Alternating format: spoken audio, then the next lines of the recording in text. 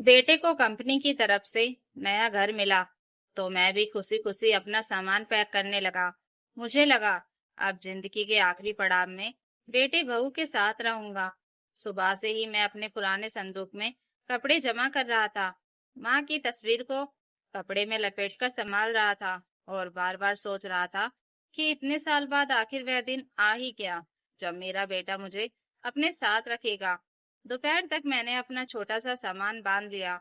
बहू ने भी कहा था, पिताजी जल्दी तैयार हो जाइए, शाम तक नए घर में पहुंच जाएंगे।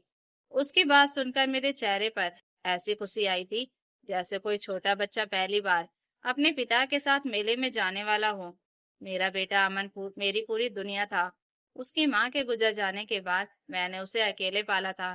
सरकारी स्कूल की मामूली नौकरी थी, तनख्वाह बहुत बड़ी नहीं थी, लेकिन मैंने कभी उसकी जरूरतों में कमी नहीं आने दी। उसने इंजीनियरिंग की तो अपनी जमीन का आखिरी टुकड़ा बेच दिया। उसकी शादी हुई तो अपनी जमा पूंजी निकाल दी, और जब उसने नौकरी शुरू की तो मैंने गर्व से हर किसी से कहा था, मेरा बेटा मुझसे बहुत आगे जाएगा। मुझे बस एक ही उम्मीद थी, बुढ़ापे में वह मुझे अपने पास रख लेगा। शाम को गाड़ी दरवाजे पर आके रुकी। अमन और उसकी पत्नी नेहा नीचे उतरे। मैंने उत्साह से अपना सामान उठाया और गाड़ी की तरफ बढ़ा। एक पुराना सूटकेस, माँ की तस्वीर वाला छोटा बक्सा और दो बैग, बस इतना ही तो था मेरा संसार। जैसे ही मैं सामान गाड़ी की डिग्गी में रखने लगा, अमन ने अचानक मेरा हाथ रोक लिया। पिताजी, ये सामान कहाँ रख रहे हैं? मैंने हंसकर कहा, कहाँ रखूंगा? तुम्हारे नए घर में। तुमने ही तो कहा था। चलिए, साथ रहेंगे। अमन कुछ सेकंड चुप रहा, फिर उसने नजरें चुराकर कहा, पिताजी वो घर थोड़ा छोटा है। मैंने मुस्कुराकर कहा, कोई बात नहीं बेटा, मैं जाता जगह थोड़ी ही घेरता हूँ। एक कमरा मिल जाए वही काफी है। वह फिर चुप रहा। नेहा भी पास खड़ी थी, लेकिन उसने मेरी तरफ नहीं देखा। अमन ने आखिर धीमी आवाज में कहा, आप हमारे साथ नहीं चलेंगे? आप इसी घर में आराम से रहिए, हम दोनों और बच्चे वहां मुश्किल से एडजस्ट होंगे। मुझे लगा शायद मैंने गलत सुना है। मैंने पूछा, क्या कहा बेटा? अमन ने इस बार साफ शब्दों में कहा, पिताजी आप यहीं रहिए, नया घर बहुत बड़ा नहीं है, आपके लिए यहाँ रहना ही ठीक रहेगा। मेरे हाथ से सूटकेस की पकड़ ढीली पड़ गई। कुछ पल तक मैं बस उसे देखता रहा। जिस घर में मैंने उसकी पढ़ाई के लिए रात दिन मेहनत की थी, जिस बेटे की नौकरी लगने पर मैंने मिठाई बांटी थी, उसी बेटे के नए घर में मेरे लिए जगह नहीं थी। मैंने नेहा की तरफ देखा। उसने धीरे से कहा, पिताजी ऐसा नहीं है कि हम आपको नहीं रखना चाहते, बस अभी जगह की समस्या है, बाद में देखेंगे। बाद में? मैंने मन ही मन दोहराया। बूढ़े आदमी के लिए बाद में अक्सर सबसे खतरनाक शब्द होता है, क्योंकि उसे पता होता है कि पता नहीं वह बात तक रहेगा भी या नहीं। मैंने बिना कोई सवाल किए अपना सामान वापस उतार लिया। अमन ने शायद सोचा होगा कि मैं नाराज होकर बहस करूंगा, लेकिन मैंने सिर्फ इतना कहा, ठीक है बेटा, तुम लोग जाओ, नए घर में खुश रहना। उसने मेरी पीठ पर हाथ रखा। आप बुरा मत मानिएगा। मैंने मुस्कुराने की कोशिश की। बुरा क्यों मानूंगा? घर तुम्हारा है, फैसला भी तुम्हारा। गाड़ी चली गई। मैं दरवाजे पर खड़ा तब तक देखता रहा जब तक गाड़ी सड़क के मोड़ के पीछे गायब नहीं हो गई। फिर अंदर आया, अपना सूटकेस खोला और एक एक करके कपड़े वापस रखने लगा। माँ की तस्वीर हाथ में आई तो मेरी आंखें भर आई। मैंने तस्वीर के सामने बैठकर कहा, देख रही हो ना, हमारा बेटा बड़ा आदमी बन गया है, अब उसे हमारी जरूरत नहीं रही। उस रात मैंने खाना नहीं खाया, लेकिन रोया भी नहीं। पता नहीं क्यों उस रात मेरे अंदर आंसू से ज्यादा कुछ और पैदा हुआ था। एक फैसला। अगले दिन सुबह मैंने अपनी पुरानी अलमारी खोली। उसमें कुछ फाइलें रखी थी जिन्हें मैंने बरसों से नहीं छुआ था। जमीन के कागज, बैंक की पुरानी रसीदें, पेंशन से जुड़े दस्तावेज और कुछ पत्र, मैंने सब बाहर निकाला। उसी दिन पहली बार मैंने अपने जीवन को बेटे की जिंदगी से अलग करके देखना शुरू किया। अब तक मैंने जो कुछ किया था सब अमन के लिए किया था, लेकिन उस दिन मैंने खुद से पूछा, क्या मेरी अपनी कोई जिंदगी नहीं है? मेरे पास जवाब नहीं था। मैंने पड़ोस के शर्मा जी को फोन किया। वे मेरे पुराने सहकर्मी थे और रिटायर होने के बाद अपने गांव में एक छोटा सा स्कूल चलाते थे। मैंने उनसे पूछा, शर्मा, तुम्हारे स्कूल में किसी बूढ़े आदमी के लिए काम है? वह हंस पड़े, तुम्हारे लिए काम? तुम तो पूरी जिंदगी बच्चों को पढ़ाते रहे हो। मैंने कहा, अब फिर से पढ़ाना चाहता हूँ। उन्होंने अगले ही दिन आने को कहा। मैंने अपना पुराना स्कूटर निकाला और गांव की तरफ चल पड़ा। वहां पहुंचकर उन्होंने मुझे स्कूल का छोटा सा कमरा दिखाया। करीब 50 बच्चे थे, जिनमें से कई ऐसे थे जिनके माता पिता फीस नहीं दे सकते थे। शर्मा जी ने कहा, तुम बस इन बच्चों को शाम को पढ़ा दिया करो। पैसे कम मिलेंगे, लेकिन तुम्हारा मन लगा रहेगा। मैंने हामी भर दी। उस दिन मुझे पहली बार लगा कि शायद जिंदगी खत्म नहीं हुई है। अगले कुछ हफ्तों में मैं बच्चों को पढ़ाने लगा। शुरू में मेरे मन में अमन की बात घूमती रहती थी। जब कोई बच्चा मुझे मास्टर जी कहता, तो मुझे अपने बेटे का बचपन याद आता।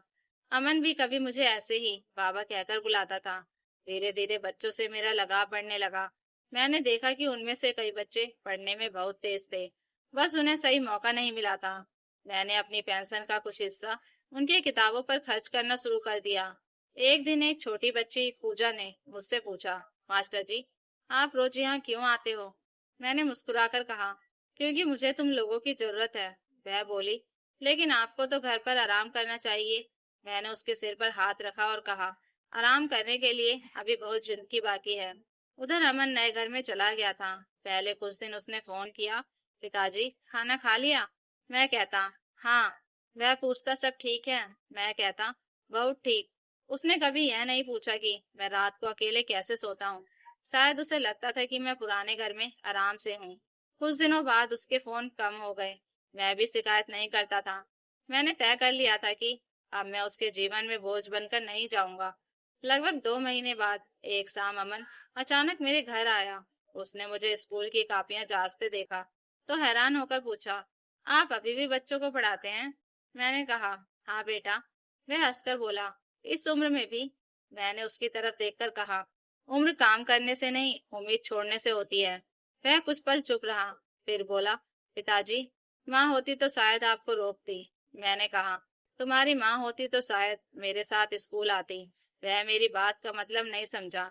उसने थोड़ी देर बाद कहा, वैसे एक बात बतानी थी, कंपनी में मेरा प्रमोशन हो गया है। मैंने दिल से खुशी जताई। बहुत अच्छा बेटा। वह मुस्कुराया। अब सब ठीक हो जाएगा? मैंने पूछा, क्या ठीक हो जाएगा? उसने बात टाल दी। उसके जाने के बाद मुझे पहली बार लगा कि शायद उसके जीवन में कोई परेशानी है, लेकिन मैंने पूछना ठीक नहीं समझा। कुछ महीने और बीत गए। स्कूल में बच्चों की संख्या बढ़ने लगी। मैंने अपनी जमा पेंशन से एक छोटी सी लाइब्रेरी बनवा दी। शर्मा जी ने कहा, तुम तो पूरा स्कूल ही बदल दोगे। मैंने हंसकर कहा, काश मैं अपने बेटे का बचपन भी ऐसे बदल पाता। वह मेरी तरफ देखने लगे। मैंने पहली बार उन्हें अमन के बारे में सब बताया। उन्होंने बस इतना कहा, तुमने बेटे को बहुत कुछ दिया, लेकिन शायद उसे खुद से दूर जाने की आजादी देना भूल गए। उनकी बात मेरे दिल में उतर गई। उसी दौरान एक दिन मुझे बैंक से फोन आया। मैंने पुराने खाते में कई साल पहले जमा किए गए पैसे की एक बड़ी रकम अब भी सुरक्षित थी। वह रकम मैंने अमन की शादी और भविष्य के लिए बचा कर रखी थी, लेकिन बाद में इस्तेमाल नहीं की थी। मैंने बैंक जाकर वह पैसा निकाला और एक बड़ा फैसला किया। मैंने गांव में स्कूल के पास एक छोटी सी जमीन खरीदी। उस पर मैंने 4 कमरों का एक भवन बनवाने की योजना बनाई। शर्मा जी ने पूछा, अब यह क्या है? मैंने कहा, बच्चों के लिए रहने की जगह। जो बच्चे दूर के गांव से आते हैं, उनके लिए छात्रावास। उन्होंने हैरानी से पूछा, इतना पैसा? मैंने कहा, जिस बेटे के लिए जमा किया था, उसे मेरी जरूरत नहीं रही। अब शायद इन बच्चों को है। मैंने किसी को नहीं बताया कि इस जमीन के पैसे कहाँ से आए। धीरे धीरे भवन का काम शुरू हुआ। गांव के लोग मदद करने लगे। कुछ महीनों में एक छोटा सा छात्रावास तैयार हो गया। मैंने उसका नाम अपनी पत्नी के नाम पर रखा, सुशीला निवास। उद्घाटन के दिन मैंने माँ की तस्वीर सामने रखी और कहा, तुम्हारे नाम पर पहली बार मैंने कुछ ऐसा बनाया है जिसमें किसी बच्चे को यह नहीं सुनना पड़ेगा कि उसके लिए जगह नहीं है। उसी शाम अमन का फोन आया। उसकी आवाज में घबराहट थी। पिताजी, आप कहाँ हैं? मैंने कहा, स्कूल में। वह बोला, मैं घर आया था, आप मिले नहीं। मैंने पूछा, सब ठीक है? वह कुछ पल चुप रहा, फिर बोला, पिताजी, मुझे आपसे जरूरी बात करनी है। मैंने कहा, बोलो बेटा। उसने कहा, कंपनी में कुछ समस्या हो गई है, मेरी नौकरी। उसकी आवाज टूट गई। मैंने समझ लिया कि बात गंभीर है। मैंने उसे सांत्वना दी, लेकिन कोई आर्थिक मदद देने की बात नहीं की। वह शायद उम्मीद कर रहा था कि मैं हमेशा की तरह अपनी जमा पूंजी निकालकर उसकी परेशानी हल कर दूंगा। लेकिन इस बार मैंने सिर्फ कहा, बेटा, जो भी हुआ है मेहनत से फिर ठीक कर लेना। फोन रखने के बाद मेरा दिल भारी था, लेकिन मैंने खुद को रोक लिया। मैंने तय किया था कि मैं उसका पिता रहूंगा, उसकी हर समस्या का एटीएम नहीं। अगले दिन वह फिर आया। इस बार अकेला नहीं था, नेहा भी उसके साथ थी। दोनों मेरे सामने बैठे रहे। काफी देर तक किसी ने कुछ नहीं कहा। आखिर नेहा ने सिर झुकाकर कहा, पिताजी, उस दिन हमने जो किया वह गलत था। मैंने शांत स्वर में पूछा, कौन सा दिन? वह रो पड़ी, जिस दिन हमने आपको नए घर में साथ नहीं आने दिया था। मैंने कुछ नहीं कहा। अमन बोला, मुझे लगा था नया घर छोटा है, लेकिन सच यह है कि मुझे डर था कि अगर आप हमारे साथ रहेंगे तो मेरी पत्नी और आपके बीच छोटी छोटी बातों पर तनाव होगा। मैंने आसान रास्ता चुना और आपको अकेला छोड़ दिया। मैंने उसकी तरफ देखा। तुम्हें लगा था कि तुम मुझे छोड़ रहे हो, लेकिन तुमने उस दिन मुझे खुद से मिलने का मौका दिया। अमन की आंखों से आंसू निकल आए। उसने मेरा हाथ पकड़ लिया। पिताजी, क्या आप हमारे साथ वापस चलेंगे? मैंने धीरे से अपना हाथ उसके हाथ पर रखा और कहा, बेटा, मैं तुमसे दूर नहीं हूँ, लेकिन अब मैं अपना घर छोड़कर किसी के घर में रहने नहीं जाऊंगा। वह चौंका। मैंने कहा, मैंने तुम्हें घर दिया था ताकि तुम अपनी जिंदगी बना सको। अब तो मुझे मेरे जीवन की इज्जत करने दो। अमन कुछ बोल नहीं पाया। तभी बाहर बच्चों की आवाज सुनाई दी। पूजा भागती हुई आई और बोली, मास्टर जी, नए कमरे की चाबी मिल गई। अमन ने हैरानी से पूछा, नए कमरे? मैंने मुस्कुराकर कहा, हाँ, ये बच्चों के लिए छात्रावास है। अमन मेरे साथ बाहर आया। उसने पूरा भवन देखा। दीवार पर माँ का नाम लिखा था। एक कमरे में 10 बच्चे किताबें लेकर बैठे थे। अमन काफी देर तक कुछ नहीं बोला। फिर उसने धीरे से पूछा, पिताजी, यह सब आपने किया? मैंने कहा, हाँ। उसने पूछा, इतने पैसे कहाँ से आए? मैंने उसकी आंखों में देखते हुए कहा, जो पैसे मैंने कभी तुम्हारे लिए बचा कर रखे थे, अब वे इन बच्चों के काम आ गए। अमन की आंखें भर आई। वह मेरे पैरों के पास बैठ गया। पिताजी, मैंने आपको जगह नहीं दी और आपने दूसरों के बच्चों के लिए पूरा घर बना दिया। मैंने उसे उठाते हुए कहा, बेटा, उस दिन तुमने मुझे अपने घर में जगह नहीं दी थी। मुझे बुरा लगा था, बहुत बुरा। लेकिन अगर तुम मुझे अपने साथ ले जाते तो शायद मैं कभी समझ ही नहीं पाता कि मेरे अंदर अभी कितना कुछ बाकी है।